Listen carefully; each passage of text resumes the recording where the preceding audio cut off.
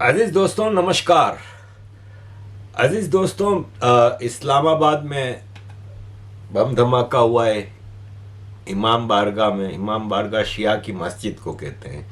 दरअसल ये सुन्नी मुसलमान है ना, इतने एक्सट्रीमिस्ट हैं कि वो मस्जिद कहने से भी काफिर कह देते हैं। अहमदियों को तो इजाज़त ही नहीं कि वो अपनी मस्जिद को मस्जिद कहें। वो मस्जिद कहें, इनके ऊपर ब्लास्फेमी का केस लग जाता है, इनको गिरफ्तार कर लिया जाता है। शियाओं की मस्जिद को भी इमाम बारगाह कहते हैं। लेकिन बहरहाल शियाओं के इमाम बारगाह में जुम्मे की नमाज के दौरान पाकिस्तान के most secured area capital Islamabad में धमाका होता है।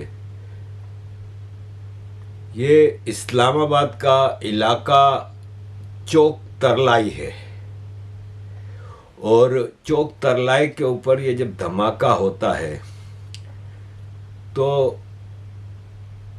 क्या आपके पास सिक्योरिटी है?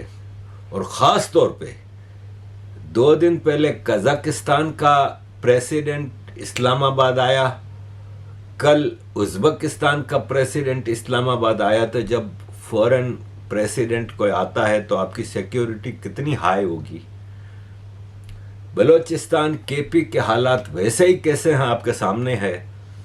ये किस हिसाब में आर्मी की एग्जिस्टेंस की भी आपको मतलब कोई जवाब नहीं बनता, कोई आपके पास रीज़न नहीं है कि आप इस आर्मी की एग्जिस्टेंस की भी बात करें कि इनको तो रहने का कोई हक ही नहीं है।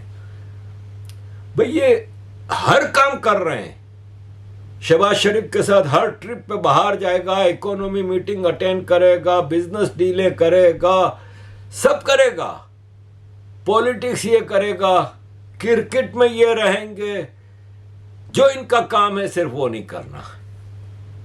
दुनिया का कोई भी और कंट्री होता ना तो वहां पे सबसे पहले पब्लिक जीएचक्यू के सामने खड़ी होकर इनको जूते मारती। लेकिन मसला यह है कि हमारे मुल्क में लोग भी तो मुर्दार हैं।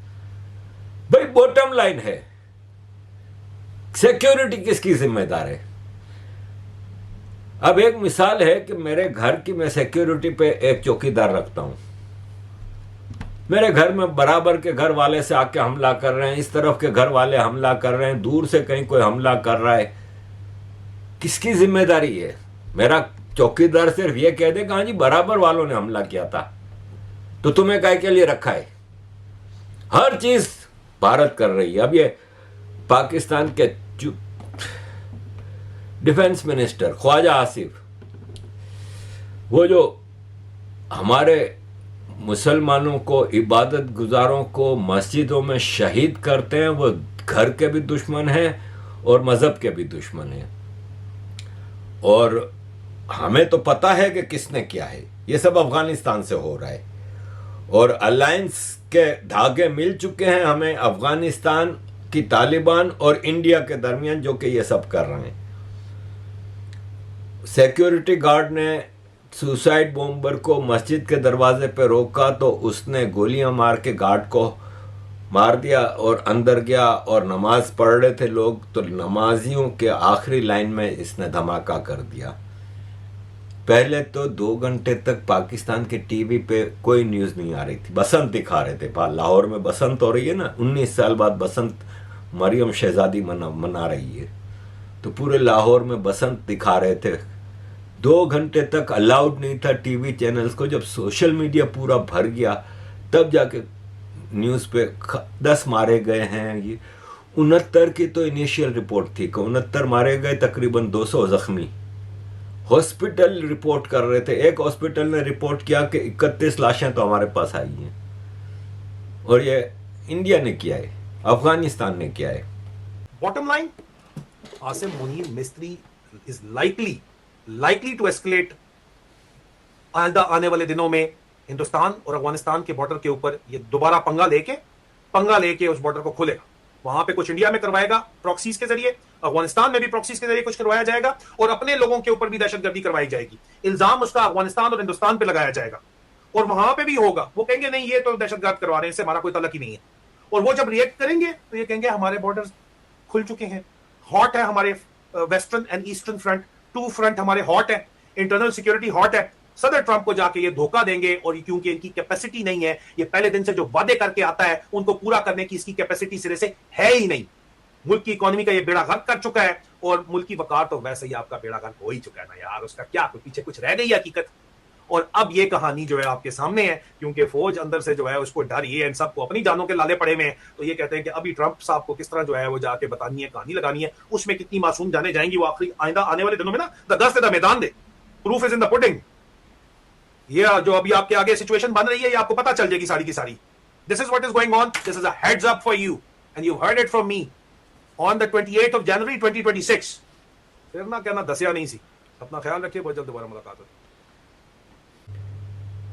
ये आदिल राजा की आपने वीडियो देखी ना, ये आदिल राजा ने आज से 1-1.5 हफ्ते पहले कहा था कि एक फेक फ्लैग ऑपरेशन किया जाएगा जिसके मल्टीपल पर्पसेस हैं। एक कि गजा में हम फौज नहीं भेज सकते, देखें ना हमारे यहाँ बलूचिस्तान के पी इवन इस्लामाबाद में धमाके हो रहे हैं, हम कैसे गजा में फौज भेजें। दूसरा, पीटीआई ने ऐलान किया है कि पूरे पाकिस्तान में संडे 8 फरवरी को हम प्रोटेस्ट कर रहे हैं। अब प्रोटेस्ट नहीं कर सकते क्योंकि वो जाहिर है प्रोटेस्ट काउंटर प्रोडक्टिव हो जाएगा कि मुल्क के हालात ये आप प्रोटेस्ट कर रहे हैं, तो उनको रोकने के लिए कई रीजंस हैं, ठीक है। लेकिन बॉटम लाइन क्या है कि भाई साहब आप किस मर्ज की दवा हैं, आप क्यों हैं इधर। जब आर्मी आप इतना बजट ले रहे हो, इतना सब कुछ कर रहे हो, पूरे मुल्क को कंट्रोल आपके पास है, तो आप तो कुछ कर नहीं पा रहे हो। तीसरा रीजन इसके पीछे ये है कि ये अफगानिस्तान पे अटैक करना चाहते हैं, और अफगानिस्तान पे अटैक करने के लिए रीजन बना रहे हैं कि देखो ये तालिबान है। अब ये सारी चीज तालिबान के ऊपर डाल दी है, कह रहे हैं हमें पता है कि कौन इसकी वो अफगान नेशनल है, वो कई बार अफगानिस्तान से पाकिस्तान आ जा चुका है। मुझे कोई ये बताए कि अगर टेररिस्ट आ जा रहा है और आपको पता भी है, तो आप किस मर्ज की दवा हो भाई, आप कर क्या रहे थे। अफगानिस्तान पे हमला करना इनके लिए मुश्किल है। प्रेसिडेंट ट्रंप के साथ जाके व्हाइट हाउस के बेडरूम में जब लेटा हुआ था ना ये हरामखोर आसिम मुनीर, तो कई चीजें मान के आ चुका है कि ये भी करेंगे, ये भी करेंगे, ये भी करेंगे, गजा में भी करेंगे, ईरान पे भी हम आपकी मदद करेंगे, और अफगानिस्तान में आपको जो अड्डा चाहिए बगराम एयरबेस वो भी दिलवा देंगे, तालिबान को झुकाएंगे। कर कुछ नहीं सकते क्योंकि एक इम्पोर्टेंट आदमी से आप बच्चा पैदा करने की उम्मीद ना रखें। अब ये फंस गए। अफगानिस्तान पे हमला इसलिए नहीं कर पा रहे कि बीच में कतर, सऊदी अरब, कुवैत, इमारात ये सब बीच में मौजूद हैं। ये आपको करने नहीं देंगे बिरादर इस्लामी मुल्क के ऊपर हमला। ऊपर से अफगानिस्तान जैसा भी है, जो भी है तो इस्लामिक शरिया के साथ ना, तो सऊदी अरब कैसे आपको अलाउ करेगा। तो अजीज दोस्तों, कहानी बहुत ही भयानक है। ये मखदूम शहाबुद्दीन जो है वो इसको अभी 14 अगस्त को कोई सम्मान भी दिया गया था, कोई अवार्ड दिया गया था जो नेशनल अवार्ड होते हैं, जैसे आपके यहाँ पद्मश्री और ये होते हैं, ऐसे यहाँ पे भी जो अवार्ड होते हैं। ये टट्टू है आर्मी का, ये कह रहा है कि सुसाइड बॉम्बर की आइडेंटिटी गवर्नमेंट को पता चल गई है। कंफर्म इंफॉर्मेशन है कि suicide bomber training terrorist operations Afghanistan में ली थी और कई बार अफगानिस्तान से यहाँ आ चुके। इतना कुछ पता है आपको, तो ये सब धमाके के बाद क्यों। अजीज दोस्तों देखें, एक बात मैं बताऊं कि ये शियाओं की इमाम बारगाह थी और आसिम मुनीर एक कट्टर एक्सट्रीमिस्ट सुन्नी है और सारी सुन्नी टेररिस्ट जमातों की ये सुपरविजन करता है। देखें, ये औरंगजेब फारूकी है, एक्सट्रीमिस्ट सुन्नी, जो शियाओं को अपने जलसों में काफिर कहता है। धमाके के वक्त इसका भी जलसा हो रहा था उसी चौक तरलाई इस्लामाबाद में, जहां पे ये धमाका हुआ है उसी चौक तरलाई इस्लामाबाद जामा मस्जिद कमरुल इस्लाम में इसका खुतबा जुम्मे का था जिसमें इसने शियाओं के बारे में नफरत भरनी थी। ये टेररिस्ट है, आज का नहीं, सिपाही साहबा का है। ये सिपाही साहबा पाकिस्तान में ऑफिशियली बैंड है, तो पाकिस्तान में तो ऑफिशियली लश्कर तैयबा भी बैंड है, जैश मोहम्मद भी बैंड है, कई बैंड है, लेकिन सब ऑपरेट करती हैं। ये 5 फरवरी आपको पता है कि इनका नोट कमाने का दिन होता है, ख़ास तौर पे वो पाकिस्तानी पैरोल पे जो कश्मीरी हैं, जो दुनिया भर में 5 फरवरी को कश्मीर डे मनाते हैं, ड्रामे करते हैं। इस बार 5 फरवरी को कुछ भी नहीं हुआ, क्योंकि पीओ के गिलगित बल्तिस्तान वाले पाकिस्तान से तंग हैं। वो इस बार नहीं तैयार हुए, इन्होंने कहा हम नहीं करेंगे कुछ भी। तो आसिम मुनीर ने एक खाली बयान दे दिया कि इंडियन एट्रोसिटीज जो है ना कश्मीर में, वो फेल हो चुकी हैं, बहुत जल्द कश्मीरी आज़ादी हासिल कर लेंगे। और 5 फरवरी को रावलाकोट में एक पाकिस्तान के टेररिस्टों की गैदरिंग हुई, पब्लिक उसमें नहीं आई। उसमें जैश मोहम्मद के ख़ास तौर पे ज़्यादा टेररिस्ट थे। पब्लिक गैदरिंग में जैश मोहम्मद का मुफ्ती मोहम्मद इलियास, अब्दुल मतीन, मौलाना इत्तफाक हुसैन, मौलाना अफराज मुआविया, मौलाना फलान ढुमकान, ये सब वीआईपी सिक्योरिटी इनको दी गई थी, शियाओं को मरने के लिए छोड़ दिया है। तो अजीज़ दोस्तों, इसी तरह कल लश्कर तैयबा का सीनियर लीडर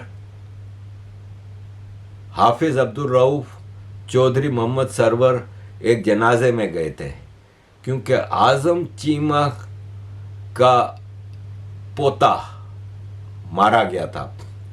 तो लश्कर तैयबा का हेडक्वार्टर जो मरकज़ तैयबा है मुरीद के पंजाब में, वहाँ पे ये सब नमाज जनाजा की गैदरिंग हुई थी। वहाँ भी फुल प्रूफ सिक्योरिटी दी गई थी। अपने टेररिस्टों की सिक्योरिटी फुल प्रूफ देते हैं। आज़म चीमा जिसका कई पोते की जनाजा था, वो आज़म चीमा 2024 में मर चुका है। और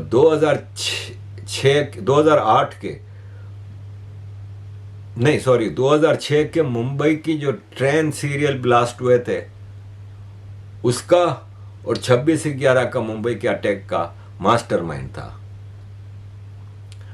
अजीज दोस्तों, आप जब सुन्नी टेररिस्टों को पालोगे, ट्रेनिंग दोगे, इंडिया जाने के रास्ते बंद हैं, क्योंकि इंडियन आर्मी इतनी सावधान है कि वो आपको रास्ते में ही रोक लेती है। दूसरा ये है कि जब ये टेररिस्ट जाते हैं इंडिया किसी एक्टिविटी के लिए, तो इनको डर अब ये बैठ गया है कि इंडिया फ़ौरन रिटेलिएट करता है, और रिटेलिएशन में इंडिया फिर उन मदरसों को और उनको तबाह करता है। बहावलपुर में इंडिया की जो पिछले साल मई में एयर स्ट्राइक्स थी, इसमें इन टेररिस्टों के ख़ानदान भी मर गए थे। तो जिसकी वजह से अब ये डरते हैं कि हमें तो आर्मी वहाँ भेज देती है और पीछे इंडिया के अटैक में फिर हम लोग मरते हैं। जैसे बालाकोट में पूरा ट्रेनिंग सेशन ख़त्म हो गया था, इनके बच्चे मारे गए, इनके सब कुछ।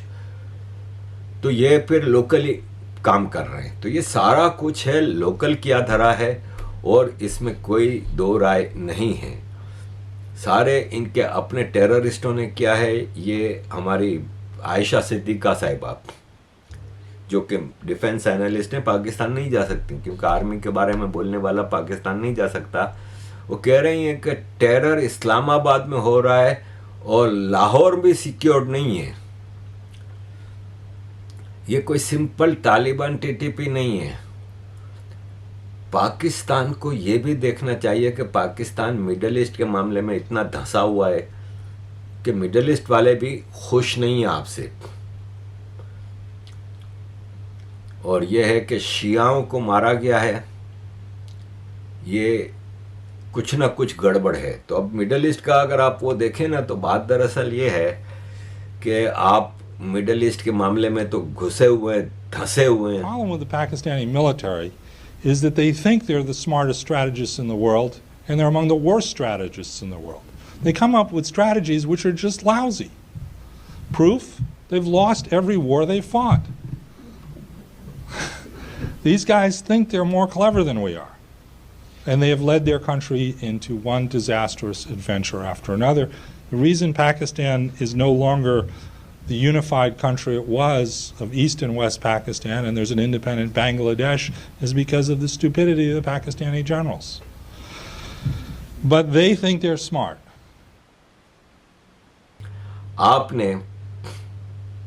अब आपने ये सुना पहले तो ये अमेरिकन प्रोफेसर साहब फरमा रहे हैं कि पाकिस्तान आर्मी दरअसल समझती है कि हम इतने सियाणे हैं, इतने होशियार हैं कि हम सबको बेवकूफ़ बना सकते हैं। पाकिस्तान की आवाम को आप बेवकूफ़ बना सकते हैं, इनसे बड़ा डफर कोई नहीं है, इनसे बड़ा मुर्दार कोई नहीं है। लेकिन दुनिया आपको बेवकूफ़ बनाना आपके बस की बात नहीं है। तो दरअसल मसला ये है कि इस वक्त मिडिल ईस्ट में पाकिस्तान आर्मी इतनी धंसी हुई है, फजूल के मामलात के पंगे लिए हुए हैं। आप सऊदी अरब और इमारात के झगड़े में न्यूट्रल रहते हैं। इंडिया ने कोई खुल के सामने नहीं आया। आपने एक तरफ सऊदी अरब से डिफेंस एग्रीमेंट कर लिया, दूसरी तरफ आप लीबिया में सऊदी गवर्नमेंट सपोर्ट कर रही है, लीबिया की सेंट्रल गवर्नमेंट जो कि यूनाइटेड नेशंस रिकॉग्नाइज्ड गवर्नमेंट है, ट्रिपोली कैपिटल में, उसको सऊदी सपोर्ट कर रहे हैं। आप उसके मुखालिफ जो खड़ा है उसके साथ जाके आप डील करते हो $4 बिलियन की हथियारों की। तो सऊदी तो तपना है आपसे। अब आप ये देखें कि लीबिया के जो लीडर थे मोहम्मद कद्दाफी, उनके बेटे सैफुल इस्लाम गद्दाफी को उसके घर में 4 कमांडोज ने घुस के कत्ल किया। उस वक्त जिस वक्त ये कत्ल हुआ, ये 4 दिन पुरानी खबर है, उस वक्त जिस वक्त ये कत्ल हुआ उस वक्त लीबिया का जो मुखालिफ ग्रुप है, जो सऊदी के मुखालिफ है, जो खलीफा बिल कासिम हफ्तार, वो भी फील्ड मार्शल है, खुद ही अपने आप को फील्ड मार्शल बनाया है जैसे हमारा फील्ड मार्शल आसिम मुनीर। तो उस वक्त खलीफा बिल कासिम हफ्तार आसिम मुनीर के साथ पाकिस्तान में GHQ के अंदर बैठा मीटिंग कर रहा था। उसके दोनों बेटे भी उसके साथ थे, सद्दाम और हफ्तार। अब आप मुझे ये बताएं कि उसी वक्त कद्दाफी के बेटे का कत्ल होता है। तो पाकिस्तान इन चीज़ों में बड़ा माहिर है, लेकिन अपने आप को बहुत सियाना समझता है, ऐसा है नहीं। देखें, ये एक फ्रेम द ग्लोब करके एक वेबसाइट है, वो कह रहे हैं कि काफ़ी अरसे से एक रीजनल पावर में मसला है जिसमें इजराइल, इंडिया और इमारात बहुत करीब हैं एक दूसरे के। और ग्वादर जो है वो इमारात को पसंद नहीं, क्योंकि इमारात का जो पोर्ट है और इमारात का जो जबल अली एरिया है जहाँ से सारी एक्सपोर्ट होती है, क्योंकि इमारात इस रीजन का सबसे बड़ा एक्सपोर्टर है अरब कंट्रीज़ में। हालांकि इतना सा कंट्री है, लेकिन सारे अरब कंट्रीज से ज़्यादा इसकी एक्सपोर्ट्स हैं, ज़्यादा बिजनेस है, ज़्यादा GDP है। तो हालांकि सऊदी अरब का कितना पेट्रोल का बिजनेस है। तो इमारात को पसंद नहीं कि ग्वादर डेवलप हो, हालांकि किसी के बाप की हिम्मत नहीं कि ग्वादर डेवलप हो। ग्वादर बलोचों का है और बलोच इसको डेवलप नहीं होने देंगे। ये कंस्पायरेसी थ्योरी दिखा रहे हैं कि ये इजराइल, इंडिया और इमारात अब बलोचों को सपोर्ट कर रहे हैं। काश ऐसा हो जाए। अगर ऐसा होगा तो बहुत ज़बरदस्त काम हो जाएगा। इसकी एक वजह यह भी नज़र आती है कि इमारात खुश नहीं है पाकिस्तान से। अजीज दोस्तों, मुझे एक साहब की ईमेल आई है, मैं उस पर मौका आया है तो बता दूं। उन्होंने कहा, प्रोफेसर साहब हैं, और उन्होंने कहा कि आरिफ भाई आप इमारात कहते हैं ना, तो एक्चुअल वर्ड इमारात नहीं है, अमारात है। तो अमारात है, ठीक है। मैं उर्दू मीडियम में पढ़ा हूँ, मैं बचपन से पाकिस्तान में रहा हूँ। उर्दू में इमारात है। मुख्तलिफ कंट्रीज़ के नाम मुख्तलिफ ज़बानों में होते हैं। जैसे भारत है हिंदी में, लेकिन उर्दू में हिंदुस्तान है और इंग्लिश में इंडिया है। बेल्जियम 3 लैंग्वेजेस का कंट्री है, जर्मन, डच और फ्रेंच। लेकिन बेल्जियम वर्ड जो है वो इंग्लिश में है। फ्रेंच में बेल्जियम का नाम बेल्जिक है, डच में बेल्जियम का नाम बेल्जिया है, और जर्मन में बेल्जियम का नाम बेल्गियन है।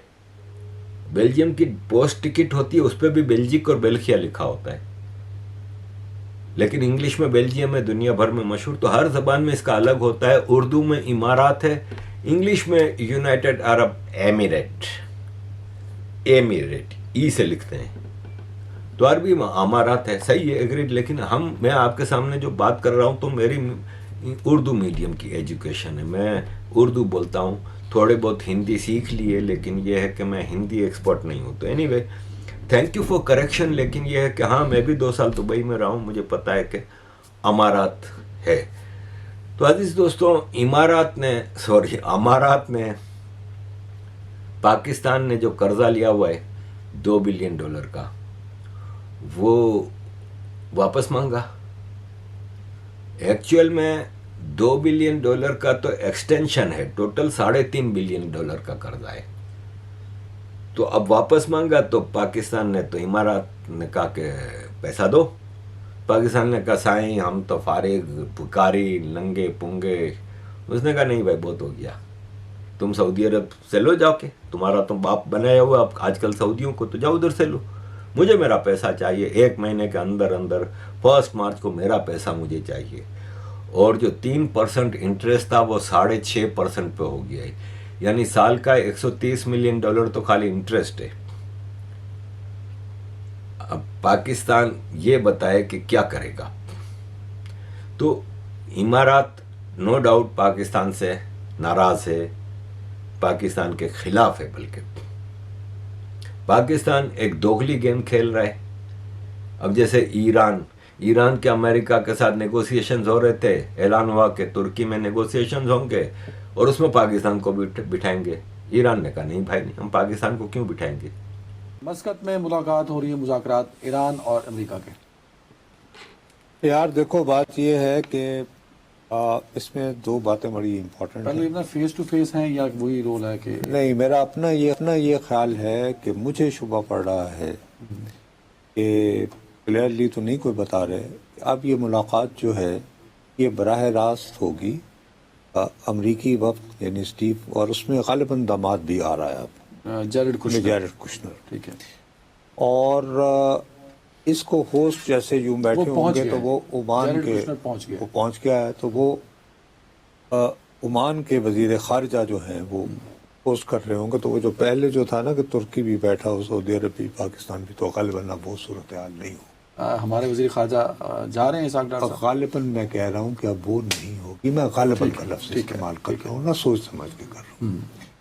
उसकी वजह अंडरस्टैंडेबल है कि ईरान ये नहीं चाहता कि इलाकाई जो मतलब कि तुर्की को पता चले या पाकिस्तान को पता चले कि भाई क्या वो झुक गए हैं। नहीं, मकसद ये कि एक होता है ना कि बाज़ औक़ात आप डिप्लोमेसी में कहते हैं कि भाई कुछ तो हमें भी स्पेस दें, हमने भी अपने मुल्क से आना है, शक्ल दिखानी। अब इस वक्त जब मैं और आप बात कर रहे हैं तो ईरानी जो करेंसी है, तो जैसे रुपया हमारा बुनियादी यूनिट है, उनका जो बुनियादी यूनिट है रियाल या तुमान जो भी कह लें, वो $1 के बस 1,65,000 रुपए का, ये हालत है। अब उसके अंदर कोई ना कोई तो 1,61,000 चले 1,61,000 चले, अगर आपको करेक्ट कर दिया हमारे तो अच्छी बात है। बहरहाल उस वक्त जो 65 था, अब 61 हो गया होगा, लेकिन स्टिल इट्स ह्यूज। हाँ बहुत ज्यादा, it's a serious economic crisis. उसमें यकीनन कहीं ना कहीं ईरान झुकता नजर आएगा, लेकिन वो ये नहीं चाहेगा कि उसके झुकने का मंजर जो है वो पाकिस्तान का वजीर खारजा भी देखे, सऊदी अरब का वजीर खारजा भी देखे। यानी मोहल्ले में भी कोई होता है ना कि एक आपकी इज्जत और जैरेड कुशनर की मौजूदगी में आप समझते हैं कि किसी न किसी बंदे लग जाएगा ये काम या नहीं?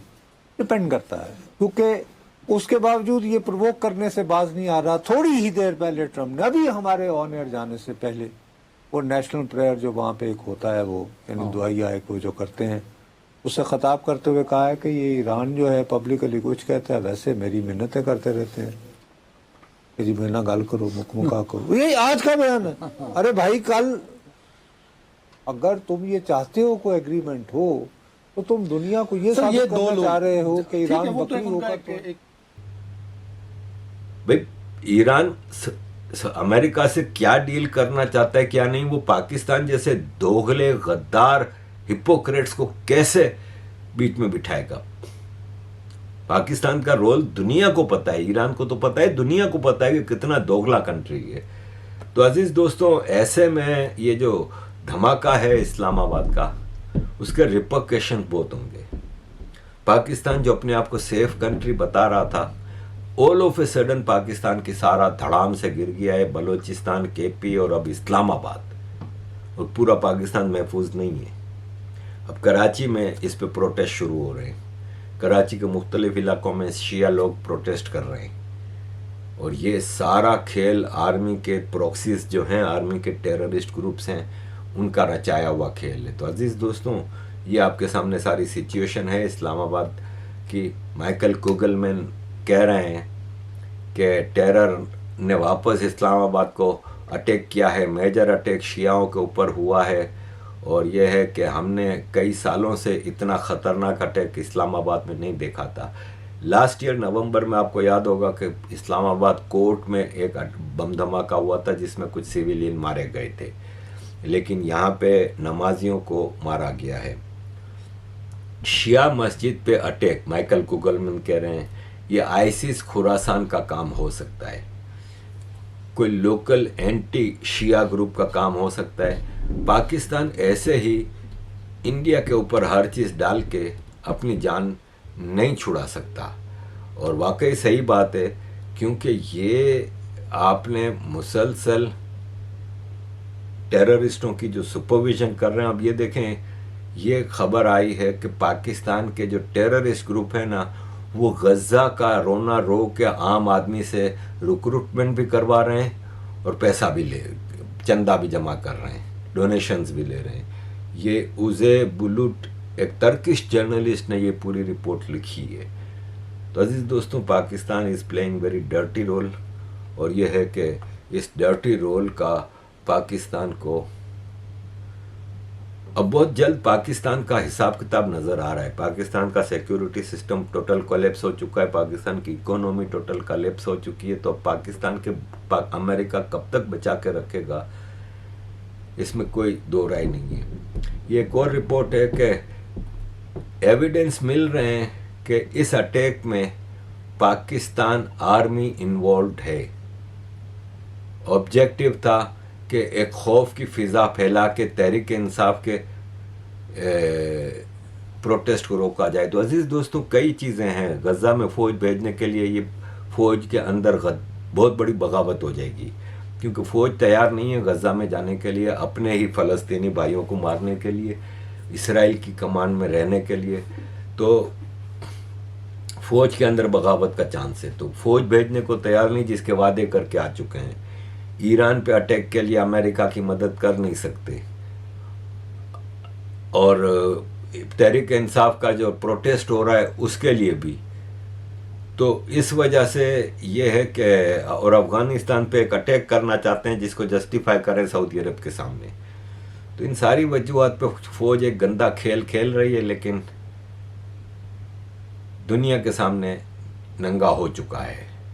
Thank you very much, Aziz दोस्तों, for all your support. Kindly keep supporting.